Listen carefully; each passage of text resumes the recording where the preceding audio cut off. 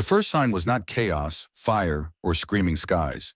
It was silence, deep and unnatural, the kind that presses against the ears until the heart begins to race. Beneath an abandoned monastery on the edge of Eastern Europe, a place long forgotten by both men and God, the stone walls began to sweat cold water. Candles that had burned for decades went dark at the same instant, as if an unseen breath had passed through them. The monks praying in the lower chamber felt it before they saw it. Their words faltered. Their hands trembled. Faith, once steady, suddenly felt fragile, like glass ready to shatter. From the deepest shadow stepped Valak. She wore the shape of a nun, draped in black and white, her face calm and patient, almost gentle. There was no rush in her movement, no hunger in her eyes. She understood something humans often forgot. Fear grew best when given time. The stone floor cracked softly beneath her bare feet, not from weight, but from rejection. Reality itself recoiled at her presence, yet she smiled, because resistance always came before surrender. One monk tried to speak, to rebuke her in the name of God, but the words twisted in his mouth. Valak leaned close and whispered his sins back to him, every doubt, every secret shame. He collapsed, not possessed, but broken. This universe was different. Valak felt it immediately. Power here did not come only from belief or fear, but from extraordinary beings who called themselves heroes. Gods in armor, monsters wearing smiles, sorcerers bending reality like paper. Any other demon might have panicked. Valak was delighted. More belief meant more influence. More hope meant more despair when it failed. She raised her eyes toward the cracked ceiling and felt the pulse of the marble universe like a living heart, strong, arrogant, and blind to what crept beneath it. Far away in New York, Dr. Stephen Strange stood inside the Sanctum Sanctorum, performing a routine spell meant to reinforce the barriers between dimensions. His hands froze mid-gesture. The cloak of levitation stiffened as if sensing danger. Something cold brushed his thoughts. Not an attack, but an invitation. A presence old, patient, and deeply intelligent had slipped past the natural order. Strange staggered, gripping the eye of Agamotto as visions flooded his mind, churches drowning in shadow, prayers turning into chains, a faceless faith kneeling before something wearing holiness like a mask. Back in the monastery, Valak moved through the monks without touching them. She did not need to. Her power flowed through confession, through guilt freely offered. One by one they fell silent, eyes glassy, lips moving in prayer that was no longer theirs. She stepped into the chapel and placed her hand on the altar. The wood rotted instantly, veins of black spreading like infection. Above it, a crucifix cracked down the center. Not broken completely, just enough to show weakness. Valak understood symbols. She understood that destroying belief was pointless. Corrupting it was eternal. As she opened the rift wider, the smell of incense mixed with something older, something wrong. Across the world, churches trembled, holy water darkened, bells rang without being touched. In small towns and crowded cities alike, people felt an unexplainable urge to kneel, to confess, to give in. Cult leaders would later claim they had visions, but the truth was simpler. Valak had arrived, and she was patient enough to let humanity walk into her arms willingly. Dr. Strange finally whispered the words he feared most. This isn't an invasion. His reflection in the sanctum mirror smiled back at him for half a second, wearing a nun's veil. It's a conversion. The spread did not announce itself with explosions or monsters in the streets. It moved quietly like a rumor whispered from soul to soul. Within days of Valak's arrival, churches across Europe reported strange changes. Confession lines grew longer, yet no one came out relieved. Priests complained of exhaustion, of hearing sins so dark they felt poisoned by them. Some never returned to the pulpit. Others did, but their sermons changed. Hope was replaced with obedience. Mercy was replaced with fear. The faithful listened, unsure why their hearts felt heavier instead of healed. In Rome, the Vatican dismissed early warnings as mass hysteria. Faith had survived wars and plagues before. It would survive this. But Valak did not challenge belief directly. She bent it. Cardinals began to dream of firelit halls and a voice that called them chosen. They awoke convinced that they had been given divine insight. Ancient vaults were open. Forbidden texts were studied under candlelight. The demon watched through their eyes, smiling as humanity dug up its own chains. Dr. Strange traveled constantly, tracing corrupted energy signatures from ruined monasteries to modern megachurches. Everywhere he went, the pattern repeated. No violent possession, no dramatic exorcisms, just surrender. People wanted relief from guilt, from grief, from doubt. Valak offered certainty. She offered answers without questions. Strange felt anger rising, not at the demon, but at how easily humanity leaned into the darkness when it promised comfort. Magic could seal portals, but how did one seal a choice? In New York, small cult gatherings began forming in basements and abandoned subway stations. They called themselves the Faithful Silence. They prayed without speaking, believing Valak listened better that way. Each meeting ended with the same phrase, carved into flesh or stone: kneel and be spared. Shield. Monitored them at first, but soon agents stopped reporting back. Surveillance footage showed people entering the gatherings and leaving calm, smiling, hollow. Something had been taken from them, and they were grateful for the loss. Valak herself remained unseen, her influence spreading faster than any physical movement could. She appeared only when needed, slipping into confessionals, hospital chapels, disaster zones. She held dying hands and whispered that suffering had meaning only if one accepted punishment. Some begged her to stay, others wept in relief. Every confession strengthened her hold on this universe, because guilt freely given was power freely earned. Dr. Strange finally confronted one of the corrupted priests in a small church in Poland. The man smiled kindly as Strange demanded answers. "We were wrong," the priest said softly. "Faith was never about hope. It was about knowing your place." Shadows gathered behind the altar, forming the outline of a nun. Strange raised his hands, casting protective sigils. But the demon did not attack. Valak's voice echoed through the church, calm and maternal.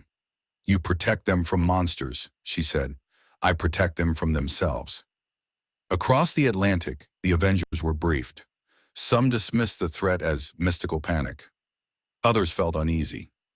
Sam Wilson listened quietly, remembering battlefields where prayers were whispered before death. He volunteered to investigate a reported possession site in Louisiana. "If people are scared," he said, "they deserve help." Strange wanted to stop him, sensing danger, but it was already too late. Valak had learned something crucial about heroes. They always came when called.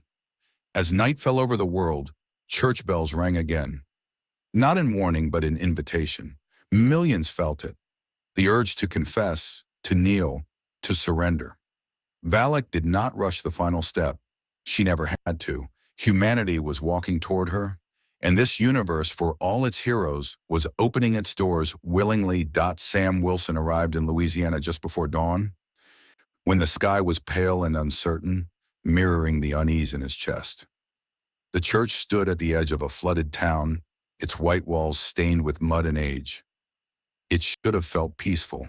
Instead, the air was thick, heavy, pressing against his lungs. Inside, people knelt in perfect rows, unmoving, their heads bowed so low their foreheads touched the floor. No one looked up when Sam entered. No one reacted when his boots echoed across the marble. It was as if the building itself had swallowed sound. He spoke softly at first, asking if anyone needed help. The words seemed to vanish before reaching them. When he stepped closer, he noticed their hands were clenched, fingernails digging into skin until thin lines of blood ran down their wrists. They were punishing themselves willingly. At the altar stood a priest Sam did not recognize, his eyes empty but peaceful. "She forgives us," the man said calmly. "All we have to do is accept what we deserve." Before Sam could respond, the church doors slammed shut. In New York, Dr. Strange felt it the moment Sam crossed the threshold. A sharp pull twisted his gut, like a hook buried deep in reality.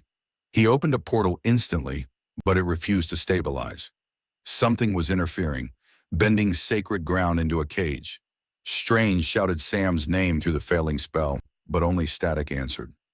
Valak's laughter brushed the edges of his mind, not mocking but pleased. She was learning, testing boundaries, measuring how far heroes would go to save others. Inside the church, Sam felt memories rising uninvited, faces of civilians he couldn't protect, friends lost in battles that never made the news. The weight of the shield he carried pressed heavier with every step. A whisper slid into his thoughts, gentle and understanding. "You tried," it said, "but trying isn't enough. Kneel, and you can rest." Sam dropped to one knee without realizing it. His hands trembled as the shield slipped from his grip and clattered across the floor, the sound echoing like a gunshot. Valak appeared then, her form solidifying near the altar. Up close, she was terrifying not because of rage, but because of certainty. Her eyes held no chaos, only judgment. She did not touch Sam. She didn't need to. "You carry their pain," she said softly. "Let me carry it for you." Tears streamed down Sam's face as guilt crushed his chest. For a moment, the idea of surrender felt like mercy. Across the world, similar moments unfolded. Soldiers, doctors, first responders, all drawn to places of faith, all offered release from the burden of responsibility. Valak was building something larger than an army. She was building obedience. Each soul that knelt willingly strengthened her grip on this universe's spiritual foundation. Churches became anchors, rooting her presence deeper into reality. Dr. Strange finally forced a portal open near the church, bursting inside with defensive spells blazing. He found Sam on his knees, eyes vacant, Valak standing behind him like a shadow cast by faith itself. Strange attacked instantly, mystic energy tearing through the air. The demon recoiled, more annoyed than harmed, her form flickering. "You cannot save them all," she whispered as she faded. The church fell silent again. Sam collapsed into Strange's arms, shaking, his eyes filled with shame. "She knew everything," he whispered. Strange helped him up, his expression grim. This was no longer a distant threat. Valak had touched an avenger and almost claimed him. As they left the church, Strange knew the truth he feared most. This demon wasn't trying to defeat the heroes. She was trying to break them from the inside. The church behind them began to decay the moment they stepped outside. Wood blackened, stone cracked, and the bell tower split down the middle as if struck by invisible lightning. Dr. Strange turned just in time to see the structure collapse inward, swallowed by a shadow that folded neatly into nothing. Valak had left no battlefield, no evidence, only absence. Sam watched in silence, his shield clutched tightly, his jaw locked as if afraid that speaking might invite her back. Strange placed a steadying hand on his shoulder, but the damage was already deeper than bruises or broken bones. They returned to New York under a sky that felt heavier than before. Strange brought Sam into the sanctum, sealing every ward he knew, layering protections until the walls hummed with restrained magic. Only then did Sam finally speak. He didn't talk about the demon's face or her voice. He talked about the relief he felt when she offered to take his guilt away. That terrified him more than anything else. "For a second," he said quietly, "I wanted to kneel." Strange had no answer. He had felt it too. Across the world, reports escalated. Churches closed their doors, not from fear, but because congregations refused to leave. Entire towns gathered overnight, praying in silence, waiting for guidance that never came in words. Social media filled with images of people kneeling in public squares, eyes closed, faces calm. Governments argued over whether it was a religious movement or a psychological event. By the time they decided, it no longer mattered. Valak did not need permission to spread. In the astral plane, Strange searched desperately for the demon's true anchor. He followed trails of corrupted belief, threads woven through humanity's collective guilt. Each path led back to sacred ground, not corrupted by force, but reshaped by choice. Valak was not breaking the rules of this universe. She was exploiting them. Faith created power. Fear sharpened it. Guilt made it obedient. The realization chilled him more than any dark spell ever had. That night, Strange stood before the remaining Avengers. Captain Marvel listened with clenched fists. Thor looked troubled, his godly confidence shaken by the idea that the belief itself could be weaponized against them. Bruce Banner paced, muttering that there was no equation for this, no science to fight it. When Sam spoke about what Valak offered him, the room fell silent. No one judged him. They all understood too well. Each of them carried ghosts. Valak watched them from afar, unseen but aware. She did not fear the Avengers. She respected them. They were symbols, and symbols were powerful. Corrupting even one would shake millions. She began whispering more carefully now, targeting hospitals, refugee camps, disaster zones. Places where people begged for meaning, where prayers were desperate enough to accept any answer. Each whisper deepened her roots, tying her existence to the emotional spine of the planet. Doctor Strange made a decision he had hoped never to face. This was not a threat that could be sealed away with spells alone. To fight Valak, they would need to confront the very things she fed on: guilt, fear, doubt. He warned the team that this battle would hurt them in ways no war ever had. Some might not come back whole. Thor placed his hammer on the floor in silent agreement. Sam tightened his grip on the shield, not as a weapon, but as a promise to himself. As the meeting ended, church bells rang across the city, slow and steady. Not calling people to worship, calling them to kneel. Strange looked out over New York, sensing Valak's presence everywhere and nowhere at once. This was only the beginning. The demon had entered the Marvel Universe not to conquer it with fire, but to hollow it out from within. And for the first time in a long while, Earth's mightiest heroes were afraid, not of losing a battle, but of losing themselves. The world adjusted to Valak's presence with terrifying speed. What began as isolated incidents of mass prayer evolved into something structured, organized, and deliberate.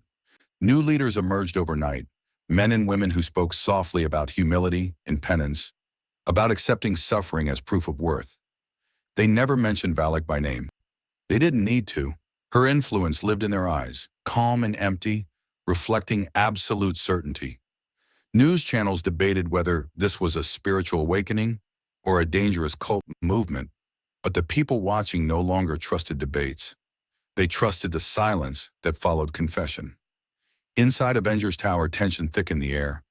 Training sessions became arguments. Briefings ended in frustration. Bruce Banner ran scans on affected individuals and found nothing biologically wrong. No parasite, no radiation, no foreign energy signature that behaved like an infection. It's belief, he finally admitted, rubbing his temples. It's self-sustaining. That answer scared them more than any alien invasion ever had. You could fight an army. You could not fight an idea willingly embraced. Wanda Maximoff kept her distance from the others. The closer Valak grew, the louder the whispers became in her mind. They didn't command her. They reminded her of Westview, of the people she hurt, of the children she lost. The demon never said she was evil. She said Wanda was tired, that she deserved rest. Wanda began skipping sleep, afraid of what might greet her when she closed her eyes. Every mirror felt like a doorway. Thor visited a church alone one night, drawn by something he didn't understand. Gods were worshipped differently across realms, but this place felt wrong, twisted. He stood beneath stained glass depicting suffering saints and felt small in a way he hadn't since losing Asgard. A voice echoed through the hall, not mocking, but disappointed. "You failed your people," it said. Thor clenched Mjolnir until the stone floor cracked. He left without responding, but doubt followed him like a shadow. Doctor Strange grew thinner, exhausted from constant astral surveillance. He slept in fragments, haunted by visions of a world kneeling in unison. He discovered that Valak wasn't tethered to one place anymore. She was distributed. Every confession acted like a thread, binding her deeper into reality. To remove her now would be like tearing belief itself out of humanity. He confided this to Wong, who listened silently before asking the hardest question of all. "How do you fight something people want?" The answer came sooner than expected. A distress call erupted from Chicago. An entire hospital had gone dark. Power still flowed, but no one responded. When the Avengers arrived, They found doctors and patients alike kneeling in corridors, IV lines abandoned, machines beeping uselessly. At the center of it all stood a single nun, back turned, hands folded in prayer. Captain Marvel stepped forward, light flaring around her fists. "Step away from them," she commanded. Valak turned slowly. Her gaze met Carol's, and for a brief moment, the hero faltered. Not from fear, but recognition. The demon spoke softly. "You fly across the universe saving worlds," she said, "yet you couldn't save them all." Carol's light flickered. Memories surged, planets burning, lives lost despite her power. Valak smiled, sensing the fracture. "Kneel," she whispered, "and be forgiven." Carol screamed and unleashed her power, blasting Valak through 3 walls. The hospital shook. Patients cried out. The demon reformed instantly, unharmed, amused. "Strength without peace is suffering," she said calmly. Wanda joined the fight, red chaos magic colliding with demonic energy, warping reality itself. For a moment, Valak recoiled, not in pain, but in interest. "You understand loss," she told Wanda gently. "You understand me." Doctor Strange arrived last, sealing the building in protective runes. The battle ended not with victory, but retreat. Valak vanished, leaving the hospital silent once more. The possessed slowly regained awareness, confused and ashamed. The Avengers stood amid the wreckage, shaken. They had confronted her directly and learned the truth. She could not be defeated by force. As they left Chicago, Strange felt something tighten around his heart. Valak wasn't testing humanity anymore. She was testing the heroes. And next time, she wouldn't settle for whispers. After Chicago, fear spread among the Avengers in a way none of them wanted to admit. They had fought gods, armies, and extinction-level threats. Yet this enemy left no scorch marks, no corpses to count. Valak left doubt instead, and doubt lingered. Missions were postponed. Public appearances were canceled. Heroes who once inspired hope now avoided crowds, afraid of what prayers whispered in unison might summon. The world noticed the hesitation, and in that pause, Valak worked. Wanda's control began to fracture. Every time she used her magic, it felt heavier, as if something unseen leaned against her power. The whispers grew kinder, more intimate. They no longer accused her, they understood her. Valak spoke of children who would never suffer again, of realities where loss was unnecessary, of a silence so deep it could finally quiet grief. Wanda started spending hours alone, sitting on the floor of her room, hands trembling as she fought the urge to answer back. She wasn't possessed, but she was being prepared. Bruce Banner retreated into science, hoping logic could save them. He studied ancient texts alongside neurological scans, desperate to find a pattern. What he found instead, it was terrifying. Regions with the strongest faith, regardless of religion, were most affected. Valak didn't care what people believed in, only that they believed deeply enough to surrender responsibility. "She's turning belief into gravity," Bruce said during a late-night meeting. "Once you step too close, you fall." No one argued. Sam Wilson tried to return to the field, insisting he couldn't let fear ground him. During a rescue mission after an earthquake in South America, he encountered survivors kneeling amid rubble, refusing evacuation. They begged him not to interfere, claiming suffering was necessary. When Sam tried to lift a child from the debris, the mother screamed as if he were committing a sin. That scream followed him back to the Quinjet. Valak hadn't touched them, yet she had claimed them all the same. Thor confronted Doctor Strange privately. Gods, he argued, had faced demons before. There were weapons, rituals, wars that could end this. Strange listened patiently before shaking his head. "She doesn't fear gods," he said. "She replaces them." Thor fell silent, the truth settling heavily on his shoulders. For the first time in centuries, he felt irrelevant, a god in a world choosing submission over salvation. The breaking point came during a global broadcast. A new figure appeared, calling himself the Shepherd, speaking calmly to millions. He urged people to stop fighting pain, to accept judgment as peace. As he spoke, Valak's shadow flickered behind him, barely visible, like a stain on the screen. Across the planet, people knelt simultaneously. Power grids failed, flights grounded, entire cities froze in prayer. It wasn't worship, it was surrender on a planetary scale. Doctor Strange acted without consensus. He opened a massive astral projection, appearing above New York, his voice echoing through minds instead of streets. He told humanity the truth. He spoke of manipulation, of a demon feeding on guilt. He begged them to stand, to question, to choose responsibility over comfort. For a moment it worked. Some rose, some hesitated. Valak answered personally. She appeared beside Strange in the astral plane, her presence dimming his projection. You offer them struggle, she said softly. I offer them rest. She reached out, not to attack, but to show him something. Strange saw a future where heroes kept fighting endlessly, where loss never stopped. He saw himself alone, powerless, watching worlds burn. The vision nearly broke him. He screamed, tearing himself free, but the damage was done. The broadcast ended in chaos. Some people stood, others knelt harder. The world fractured along an invisible line, belief against belief. The Avengers regrouped in silence, realizing the war had already begun, and it was being fought inside every human heart. Valak watched from the shadows, patient as ever. Phase 1 was complete. Humanity was divided. And soon she would not need whispers at all. The division Valak created did not explode overnight. It settled into the world like a slow sickness. Cities split quietly, street by street, family by family. Some people refused to enter churches anymore, terrified of losing themselves. Others flocked to them, desperate for certainty in a world that had begun to feel unlivable. Arguments turned violent. Old friendships collapsed under the weight of belief. Valak did not guide this chaos directly.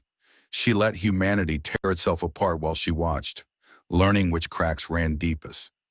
Inside the Avengers compound, paranoia grew. Everyone wondered who might be next. Protective spells and psychic shields became routine, yet none of them trusted those defenses completely. Wanda isolated herself further, her powers surging unpredictably whenever Valak's influence brushed against her mind. She began seeing children in reflections that vanished when she turned around. At night, she heard lullabies echoing through empty halls. She knew they weren't real, yet the comfort they brought frightened her. Comfort was Valak's weapon. Carol Danvers volunteered for off-world patrol, believing distance might weaken the demon's hold. She was wrong. On a distant colony world, she found settlers kneeling beneath alien skies, praying to a faith they had never known before. The symbol carved into their settlement was crude but familiar, a twisted cross. Valak's influence had followed her beyond Earth, carried not by place, but by people. Carol destroyed the symbol in rage, but the colonists only wept, begging her not to take away their peace. She left feeling more helpless than she ever had in battle.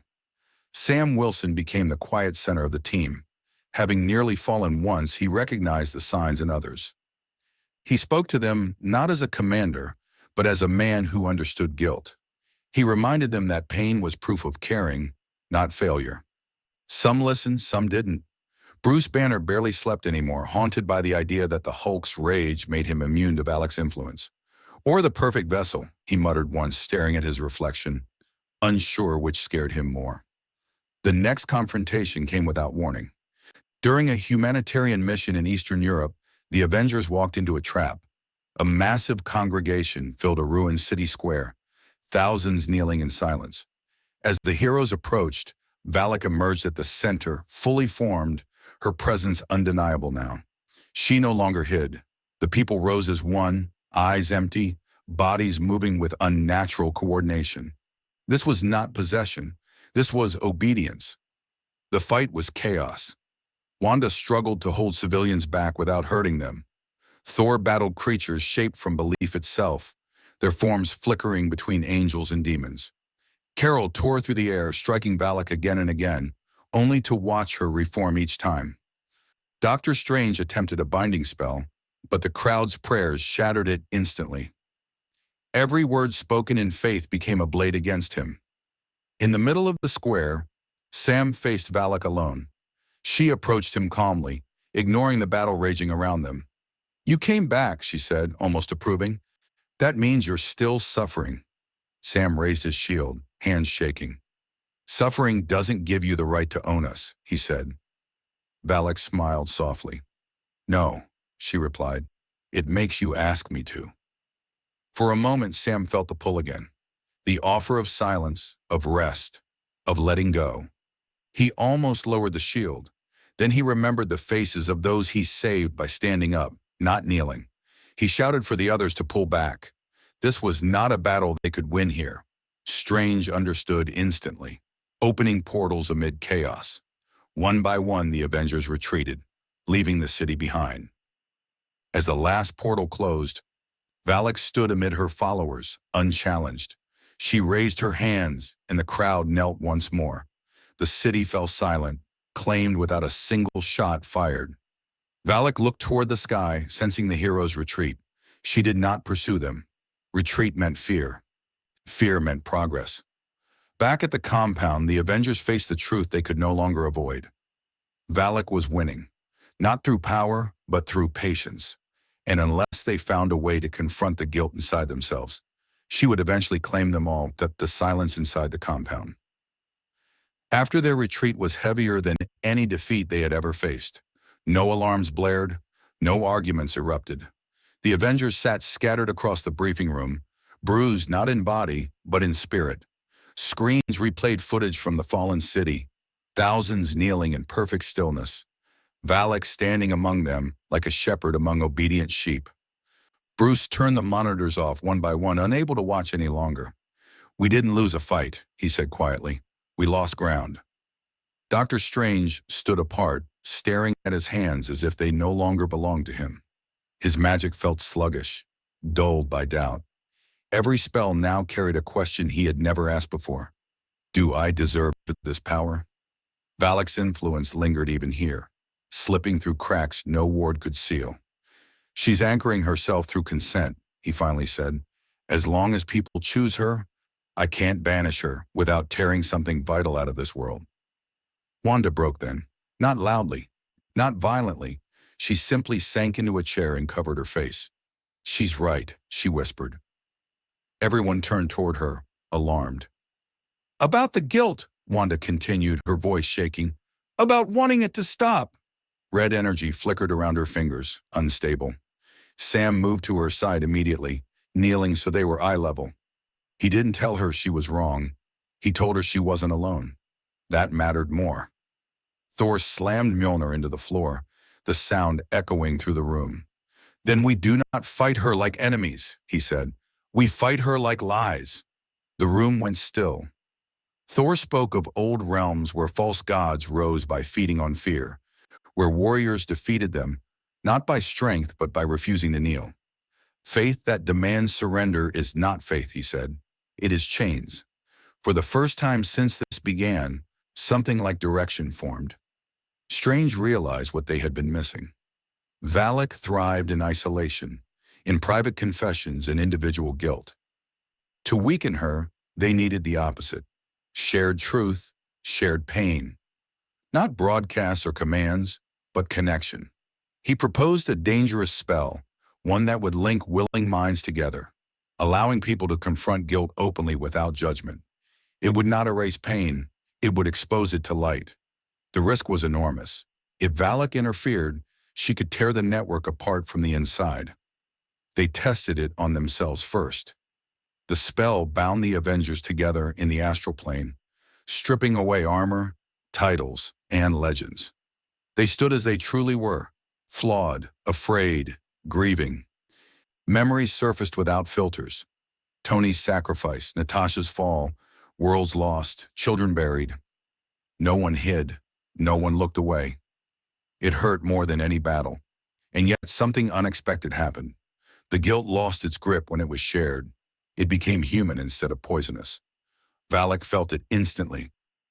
Across the planet, church bells rang wildly as her followers stirred in confusion. The demon appeared within the astral plane, her form flickering, less stable than before. "This weakens you," she hissed, her calm finally cracking. "Pain is meant to be carried alone." Strange met her gaze, steady despite the strain. "No," he said, "that's your lie." Valak struck, tearing at the mental link, forcing visions of despair into the network. People screamed. Some collapsed. Wanda nearly lost control, chaos magic flaring violently. Sam held the connection together through sheer will, grounding it in compassion instead of power. "Stay," he urged. "Stay with us." One by one, minds steadied. The link held. The demon recoiled, furious now. Not defeated, but wounded, her influence faltered as doubts spread among her followers. Some stood up for the first time in weeks, confused and frightened, but free enough to question. Valak withdrew, her presence fading like a shadow at dawn. She was not gone, but she was no longer unquestioned. When the spell ended, the Avengers collapsed, exhausted. They had not saved the world. Not yet, but they had learned how to fight this war, not with fists or fire, but with humanity. Strange looked around the room, eyes tired but resolved. "This is how we beat her," he said softly. "Together. Or not at all." Outside, the bells finally fell silent, and for the first time since Valak arrived, the silence did not feel like surrender. Valak did not retreat because she was weak. She retreated because she had learned. The shared resistance she felt through the astral link was new, unfamiliar, and dangerous. Humanity, when isolated, was easy to bend. Humanity connected was something else entirely. From the shadows between dimensions, Valak watched the world shift. Her followers did not disappear, but their certainty fractured. Some rose from their knees confused and ashamed. Others clung harder to obedience, furious that doubt had touched them. Faith had become a battlefield. Doctor Strange knew they had little time. The spell they used had rippled outward, awakening people, but also alerting Valak to their strategy. "She'll adapt," he warned. "She always does." Across the globe, cult leaders hardened their rhetoric, declaring resistance sinful. The Shepherd reappeared on hidden networks, calling the Avengers deceivers who feared judgment. Violence followed. Those who stood were attacked by those who knelt. Cities erupted into quiet civil wars fought not with banners, but with belief. The Avengers moved not as symbols now, but as protectors of choice. They avoided grand entrances, working quietly in broken neighborhoods, disaster zones, refugee camps. Sam spoke to people face to face, not as Captain America, but as a man who understood doubt. He told them it was okay to hurt. That guilt did not mean failure. Some listened, others turned away. But seeds were planted, and Valak felt each one like a thorn. Wanda's role became the most dangerous. Her magic allowed her to enter minds without dominating them, to help people confront grief without drowning in it. Each time she did, Valak lashed out, whispering that Wanda was stealing peace, that she was cruel for reopening wounds. Wanda nearly believed it more than once. She pressed on anyway, guided by the memory of how pain nearly destroyed her when she faced it alone. "I won't let you use me again," she whispered into the dark. Thor traveled to places where gods were still worshipped, ancient temples and forgotten shrines. He did not demand reverence. He knelt with the people, admitting his failures openly. A god confessing weakness shattered Valak's influence more than any lightning strike. Faith that accepted imperfection proved resistant to manipulation. Valak watched these moments with growing fury.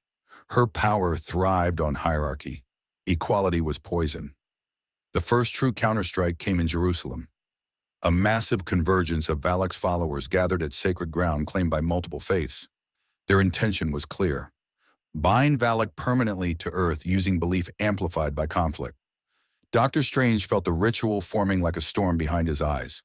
If completed, Valak would become inseparable from humanity's spiritual identity. Not a demon among them, but part of them. The Avengers arrived together. No speeches, no threats, just presence. Strange disrupted the ritual structure, while Wanda shielded civilians from psychic backlash. Carol hovered above, not attacking, but absorbing energy meant to fuel Valak's manifestation. Sam stepped into the crowd, lowering his shield, speaking calmly as chaos swelled around him. "You don't need permission to stand," he said. You don't need punishment to matter. Valak emerged fully then, her form towering, no longer pretending gentleness. Her voice boomed across the city, shaking stone and soul alike. They fear judgment, she roared. I give it meaning. The ground split as belief poured into her, warping reality. Strange fought to maintain the spell, blood trickling from his nose. Wanda screamed as Valak struck her mind directly, flooding it with visions of loss so intense reality cracked. For a moment it almost worked. Then a single person stood, a woman near the center of this crowd, trembling, crying, but standing. Then another, and another. Not heroes, ordinary people. They did not chant, they did not attack, they simply refused to kneel. The ritual destabilized instantly. Valak screamed in rage, her form flickering violently. Faith divided was no longer power, it was resistance. The battle did not end there. But the rules had changed. As Valak was forced back, wounded and furious, Doctor Strange understood the truth of this war. It would not be won in one place or one moment. It would be won choice by choice, heart by heart. And as long as humanity remembered it could stand, Valak could never fully rule this universe. The war of belief had begun. The aftermath of Jerusalem echoed across the world like a quiet revolution.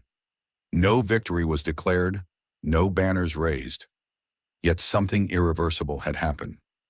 News spread not of a demon defeated, but of people who stood without being commanded to. That idea terrified Valak more than any spell. She responded not with force, but refinement. Her influence became subtler, more personal. Instead of mass gatherings, individuals were targeted in isolation. Nightmares returned, confessions turned inward. The war moved into bedrooms, hospital rooms, and the fragile spaces where people were alone with their thoughts. Doctor Strange felt her presence everywhere now, brushing the edges of reality like a slow poison. Maintaining the mental network constantly was impossible. People had to choose to reconnect on their own, and many were too afraid to try again. She's attacking endurance, Bruce realized. Not resistance, she wants them tired. The Hulk's strength had never failed him, but this enemy couldn't be punched. Bruce feared what would happen if exhaustion finally won. Valak struck the Avengers personally next. Wanda collapsed during a mission, trapped in a vision so vivid it stole her breath. She saw her children again, older now, calling for her. Valak's voice was gentle, almost loving. You can stay, she whispered. No one will suffer. Wanda's knees buckled. For one terrifying moment, she wanted to stay forever. Then she felt a hand grip hers. Sam anchoring her to reality, repeating her name until the illusion cracked. Wanda screamed as the vision shattered, sobbing openly in his arms. Valak withdrew, furious but patient. She had confirmed Wanda's weakness. She would return. Thor faced his trial in Asgard's ruins. Valak manifested as the ghosts of his people, accusing him silently. Their eyes were hollow, their wounds fresh. He fell to his knees, hammer slipping from his grasp. I failed you, he whispered. The illusion nearly consumed him until Thor did something unexpected. He spoke aloud, admitting his guilt, not denying it. I failed, he said firmly, and I will carry that forever. The ghost faded. Valak's presence snapped away violently. Acceptance was poison to her illusions. Carol Danvers endured the longest assault. In deep space cut off from Earth's mental anchors, Valak pressed relentlessly. She showed Carol every world she couldn't save, every scream unanswered. Carol drifted, powerless, tears floating in zero gravity. Then she remembered something painfully simple. She was never meant to save everything. She was meant to try. The truth ignited her power anew, burning Valak's influence away like solar fire. The counteroffensive formed slowly, organically. No single leader, no central command. Small groups began meeting openly, sharing grief without judgment. Not religious, not anti-religious. Human. Strange amplified these gatherings subtly, shielding them from Valak's reach without controlling them.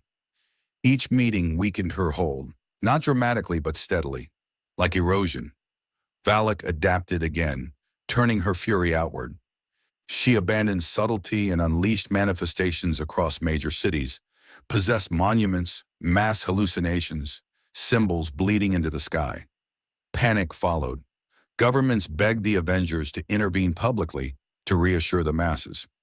Strange refused. If we become saviors again, he said, she wins. Instead, they stood alongside first responders, neighbors, families, not above them, with them. The breaking moment came unexpectedly in a refugee camp outside Athens. Supplies were low, spirits were lower. When Valak appeared, towering and terrible, no heroes were present, just exhausted people. She offered relief, silence, end. A man stepped forward, shaking, barely standing. We're tired, he said, but we're still here. Others joined him, forming a fragile line. Valak screamed, her form distorting, unstable. She lashed out, but her power sputtered. There was not enough surrender to sustain her. By the time the Avengers arrived, Valak was already retreating. Doctor Strange understood then. This war would not end with her destruction. She was too old, too deeply rooted in human fear. But she could be starved, contained, reduced to a shadow instead of a ruler. We don't erase her, he told the team quietly. We outgrow her. From the darkness between worlds, Valak watched humanity refuse to kneel again and again. Her rage burned, but beneath it stirred something new, uncertainty. For the first time since entering this universe, the demon did not know how this war would end. And that frightened her more than any spell ever could. Valak changed tactics once more, and this time the shift was terrifyingly intelligent. She stopped attacking faith and turned instead toward hope. Where people began healing, she poisoned expectations. Where communities rebuilt, she whispered that it would all collapse again. Her voice no longer demanded surrender. It predicted failure. And for many, that was worse. Hope raised only to be crushed felt like cruelty, and Valak fed on that bitterness with renewed strength. Cities that had begun to recover slid backward. Support groups dissolved after members accused one another of pretending. Aid workers burned out faster than they could be replaced. Valak appeared not as a nun now, but as familiar faces. Dead parents, lost lovers, old friends, quietly reminding people that pain always returned. Why stand, she would ask gently, when falling is inevitable? The question spread faster than fear ever had. Doctor Strange sensed the danger immediately. Doubt had evolved into despair, and despair could hollow even the strongest will. She's trying to make resistance feel pointless, he told the Avengers. If people stop believing in change, they'll choose silence again. The solution, however, was not more speeches or more battles. They had learned that lesson the hard way. Wanda proposed something radical. Instead of shielding people from Valak's visions, she suggested letting them see the truth behind them. Not the illusion, but the mechanism. She wanted to expose how Valak manipulated memory and emotion, stripping away the mystique that made her terrifying. It was risky. Direct exposure could break minds. But hiding fear had never made it weaker. The first test took place in a small town in Poland, where Valak's influence was strong but not absolute. Wanda, Strange, and Sam entered together, not as saviors, but guides. When Valak manifested, the air thickened with grief. People saw their worst moments replayed around them. Instead of resisting, Wanda amplified the visions briefly, then peeled them back layer by layer. She showed the seams, the repetitions, the way Valak reused pain because she had nothing else to offer. The effect was shocking. People didn't feel relieved. They felt angry. "That's it?" someone shouted. "That's all you have?" The fear lost its sacred weight.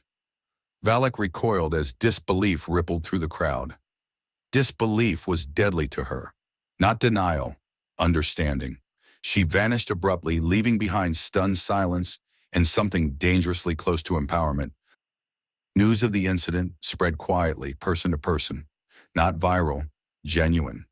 Others tried the same approach without Wanda, simply naming their fear aloud, dissecting it, refusing to romanticize suffering. Valak's appearances grew shorter, more violent, less controlled.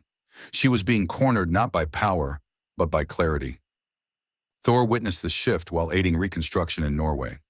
People asked him questions not about gods or demons, but about failure, about living with it. He answered honestly, without thunder or myth. "You do not conquer pain," he told them. "You carry it, and carrying it together makes it lighter." Valak tried to manifest during one gathering, but her form flickered weakly, unable to hold shape against shared resolve. Thor did not raise his hammer. He simply stood there, and she faded. Carol returned to Earth at last, changed by what she had seen among the stars. She spoke openly about the world she couldn't save, refusing to let Valak weaponize those losses. Her honesty resonated deeply. Heroes admitting limits shattered Valak's narrative of judgment. If even gods and legends were unfinished, then maybe humanity was allowed to be too. Valak grew desperate. Her manifestations became monstrous, abandoning subtlety entirely. Churches burned, symbols cracked. She roared accusations into the sky, calling humanity weak, ungrateful, doomed. Each outburst pushed more people away. Fear still existed, but reverence did not. Without reverence, her power decayed rapidly. In a final act of defiance, Valak appeared simultaneously in multiple cities, trying to overwhelm resistance through sheer presence. Doctor Strange anchored the astral plane, while Wanda stabilized collapsing minds. Sam moved among the people, repeating the same simple truth again and again. "You don't owe your pain to anyone." The phrase spread like wildfire. One by one, Valak's form shattered. She retreated into the space between realities, fractured and diminished. Not destroyed, never destroyed, but wounded in a way that could not be easily healed. She had lost control of the story, and in a war of belief, that loss was everything. As the last echo of her scream faded, the world did not cheer. It breathed, slowly, unevenly. Humanity was still broken, still grieving, but standing. And Valak, watching from the dark, finally understood the cruelty of this universe. It would not kneel, and worse, it would not forget. Valak's absence did not bring peace immediately. It brought exhaustion. The world felt like it had survived a storm only to realize how damaged everything still was. Buildings stood, but trust had cracks running through it. Families reunited awkwardly, unsure how much of what they felt had been their own choice. Survivors carried shame for kneeling, for doubting, for almost giving up. Valak's greatest wound lingered even without her presence, the belief that weakness was unforgivable. The Avengers understood this phase was the most fragile. When the enemy retreats, people expect relief. Instead, they found themselves facing the quiet aftermath of pain without a villain to blame. Doctor Strange warned them that this was where Valak could return strongest, not as a ruler, but as a memory. "Trauma doesn't need a body," he said. "It only needs time." Wanda struggled the most. Without Valak's constant pressure, the silence inside her mind became unbearable. The children's voices were gone, but the emptiness they left screamed louder than ever. One night, she stood alone on a cliff overlooking the sea, chaos magic trembling at her fingertips. She wasn't thinking about rewriting reality. She was thinking about rest, true rest, the kind Valak had promised. Sam found her there before the thought could become action. He didn't lecture. He sat beside her and let the silence exist. That choice mattered more than words. Across the world, small acts became the real battleground. A man admitting he needed help. A woman forgiving herself for surviving when others didn't. Communities choosing to rebuild slowly instead of chasing miracles. Valak tried to slip back in through these moments, appearing as nostalgia for obedience, for certainty. But people recognized the pattern now. They named it. Naming it stripped it of power. Thor returned to Asgard's remains one final time. He planted a simple marker, not for glory, but remembrance. "We lived," he said aloud. "We failed. We loved. That is enough." The wind carried his words into empty stone halls. No echo answered him. Valak did not appear. For the first time, the past did not demand worship. Carol assisted in evacuating a world long scarred by despair. When people asked if salvation would ever come, she answered honestly, I don't know, she said, but I'll stay and help you look. The promise, grounded and imperfect, inspired more strength than any divine assurance ever could.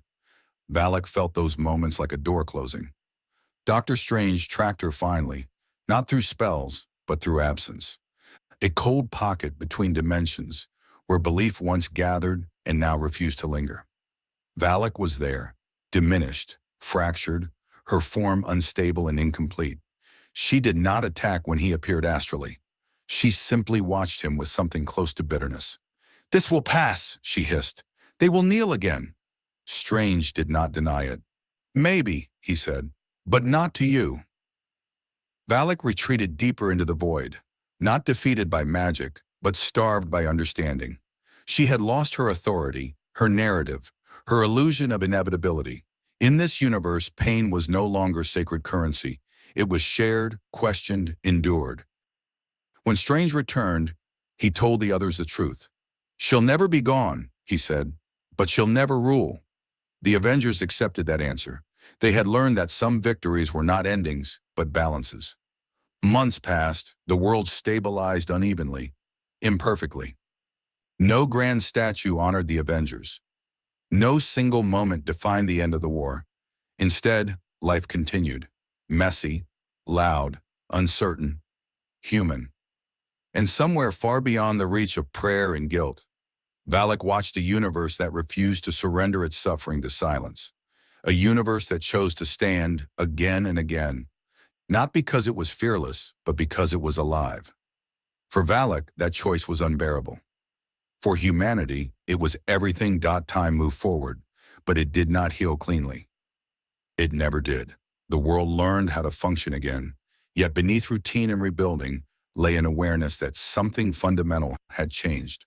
People no longer trusted absolute certainty, whether it came from gods, demons, or heroes.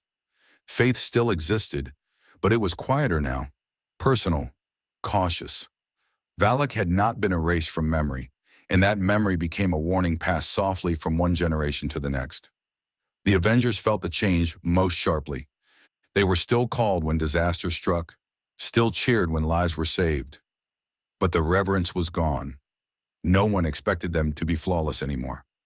At first, that loss of myth stung. Then it began to feel like relief. Sam noticed it during a rescue in Manila, when a man thanked him not for being Captain America, but for staying after the danger passed. "You didn't leave," the man said simply. That mattered more than any symbol. Doctor Strange sensed ripples in reality that no spell could fully chart. The places Valak had touched were thinner now, not broken, but sensitive. Trauma had a gravity of its own. He worked quietly with healers, mystics, and ordinary people who had learned to recognize the warning signs. This wasn't a defense network. It was awareness. Strange understood that vigilance without fear was the only real protection left. Wanda withdrew from the world for a time, not out of danger but exhaustion. She built a small life far from headlines, helping quietly where she could. Some nights the silence still hurt, but she had learned to let it hurt without filling it with illusions. Pain no longer meant failure. It meant she was still here. When Valak brushed the edges of her mind occasionally, faint and distant, Wanda no longer flinched. "I see you," she would whisper, and the presence would fade. Thor remained on Earth more than anyone expected. He found comfort among people who asked nothing of him beyond honesty. He spoke often of Asgard not as a legend, but as a home that was gone. Children listened without awe, just empathy. Valak could not survive in that space. There was no hierarchy to exploit, no perfection to corrupt. Carol continued to roam the stars, but she returned regularly now, grounding herself in the imperfect gravity of Earth.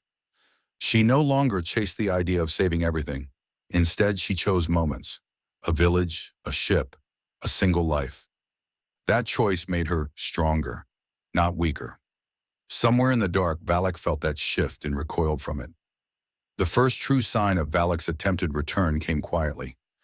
A remote town in Eastern Europe reported a resurgence of synchronized nightmares.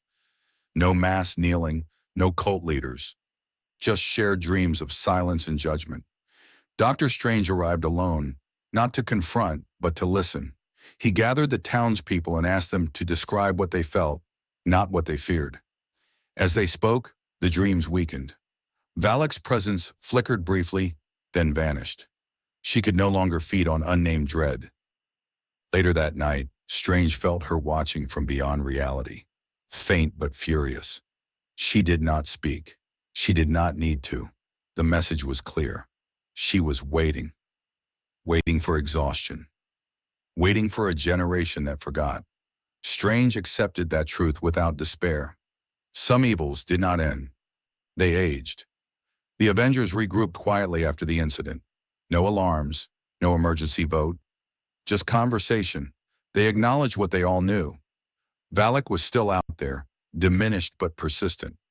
She would return in moments of great loss, great guilt, great fatigue. The question was no longer how to destroy her, but how to live in a way that denied her relevance. Sam summed it up best. "We don't beat her by standing taller," he said. "We beat her by staying human." No one argued. As the meeting ended, the world outside continued in its imperfect rhythm. Sirens, laughter, arguments, life. Valak watched from the far edge of existence, unable to cross the distance she once commanded so easily. Humanity had not become stronger than her. It had become wiser. And for a demon born of surrender, wisdom was the one thing she could never corrupt. The second attempt did not come with nightmares or symbols. It came with kindness. That was how Valak tried to return this time. Soft, reasonable, almost invisible. Across different corners of the world, people began hearing the same idea whispered in moments of exhaustion. You've done enough. Not surrender, not judgment. Permission to stop. For those who had carried others through the darkness, the offer felt dangerously merciful. First responders froze in hesitation. Caregivers lingered a little too long before answering calls. Activists quietly stepped away, telling themselves the fight would continue without them. None of it looked evil. That was the problem. Valak had learned that tyranny failed, fear weakened, but relief seduced. Dr. Strange felt the shift immediately, like gravity subtly changing direction. "She's targeting the strong again," he warned, "not to break them, to wrest them into irrelevance." Sam felt it personally. After years of carrying both a shield and a conversation the world didn't always want to have, the weariness crept in. One night, alone in his apartment, he stared at the shield resting against the wall and felt nothing. No pride, no resolve, just tiredness. Valak's presence brushed his thoughts gently. "You gave them hope. Let someone else hold it now." His hand hovered, almost shaking. Then he laughed quietly, a sound edged with sadness. "That's not rest," he said aloud. "That's disappearing." The presence recoiled, exposed by the truth. Wanda encountered Valak in a different form. While helping rebuild a flooded village, an elderly woman thanked her and said something that chilled her. "You remind us that suffering ends," the woman said. Wanda corrected her softly. "No," she replied. "I remind you it continues. And so do you." For a split second, Valak's shadow flickered in the woman's eyes, then vanished. Wanda realized then that Valak could only twist kindness when it promised an ending. Continuation terrified her. Thor's test came unexpectedly during a festival in a small town he had grown fond of. People asked him to bless the celebration, to make it special. Valak leaned into the moment, whispering that this was how gods were meant to be loved. Thor paused, sensing the trap. Instead of blessing the festival, he joined the work, lifting tables, carrying supplies, laughing too loudly. The reverence drained away, replaced by shared effort. Valak did not appear. There was nothing to claim. Carol faced her challenge in space, stranded briefly after a damaged jump point. Alone in the quiet dark, Valak whispered that endless vigilance was pointless, that the universe would always burn somewhere. Carol floated there, eyes closed, letting the thought pass through her without resistance. "Probably," she said calmly, "but not everywhere." Light surged from her hands, not in anger, but resolve. The void stayed silent. The true confrontation happened without heroes present. In a crowded train station during a winter storm, delays stretched into hours. Tempers flared. People slumped into exhaustion. Valak's influence thickened, encouraging resignation, urging people to give up trying to help one another. Then a small thing happened. Someone shared food, another offered a seat. A stranger made a joke that cut through the tension. The station didn't become peaceful, it became human. Valak's presence dissolved unnoticed, starved without ever being named. Dr. Strange arrived later, sensing the aftermath. He smiled faintly. This was the pattern now. Not battles, not rituals, moments where people chose effort over erasure. He documented these incidents carefully, not as spells, but as reminders. The most powerful defense against Valak was not vigilance born of fear, but habits born of care. From her fractured refuge between realities, Valak watched with growing frustration. Humanity no longer gave her what she needed. Not worship, not terror, not even defiance. They gave her something far worse, indifference to her authority. Pain still existed, but it no longer pointed to her as an answer. She was becoming irrelevant. Valak understood then the cruel irony of this universe. It did not defeat its demons by destroying them. It outlived them. As the season turned and the storm cleared, life resumed its uneven pace. The Avengers continued on, not as legends holding the world together, but as people walking within it. Somewhere beyond sight, Valak lingered, diminished and waiting. But waiting had changed meaning. This universe no longer paused for her. Valak's waiting turned restless. For the first time since she had slipped into this universe, time worked against her. Humanity did not forget her, but it stopped centering her. Pain still arrived uninvited. Wars, disasters, quiet personal losses. But people no longer searched for a single explanation to hold responsible. That loss of focus starved Valak more efficiently than any spell ever could.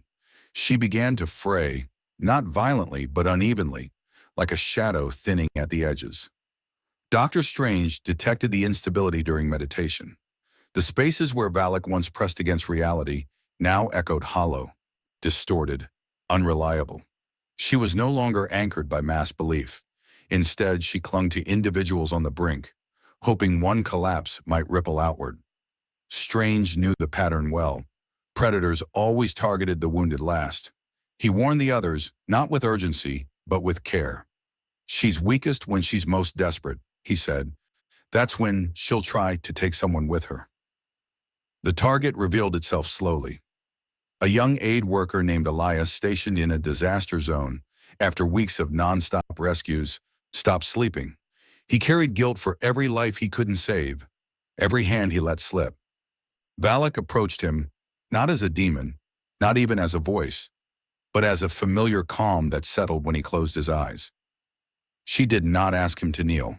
She thanked him for his effort, for his sacrifice, for knowing when to stop. The temptation was devastatingly gentle. Wanda sensed the disturbance first.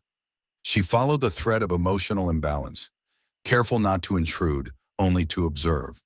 What she saw frightened her more than possession ever had. Valak was offering Elias dignity and surrender, framing disappearance as selflessness. Wanda alerted Sam immediately. She's learned, Wanda said quietly. She's turning quitting into virtue. Sam insisted on going alone. He arrived without costume, without shield, sitting beside Elias on the steps of a temporary shelter as night settled in. He didn't challenge Valak directly. He didn't even mention her. He asked Elias how tired he was. The answer came out in pieces, guilt spilling faster than Elias could stop it. Sam listened. When the calm presence tried to interrupt, Sam named it gently. That quiet you feel, he said, it's not peace, it's avoidance. The word hit hard. Valak revealed herself then, barely visible, her form unstable, flickering between shapes she no longer fully controlled. He has nothing left, she hissed. Why should he suffer longer? Sam stood, meeting her gaze without anger. Because staying isn't suffering, he said. It's choosing to matter even when you're empty. Elias looked up, confused, shaken, but present. Valak recoiled sharply, wounded by the refusal.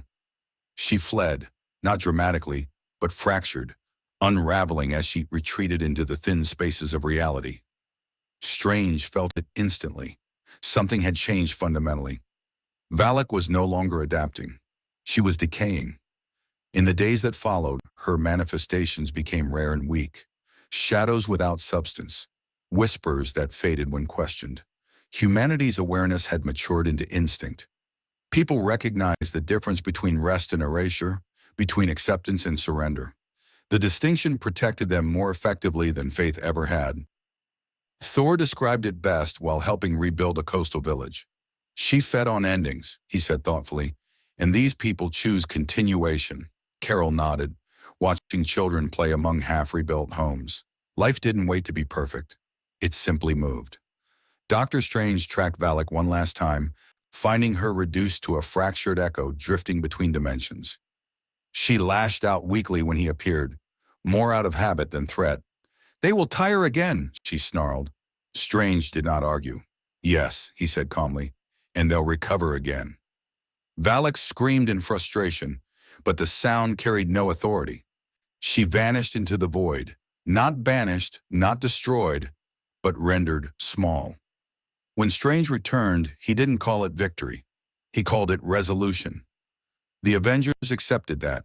They had learned that some evils were not meant to be ended, only diminished until they no longer shaped the world.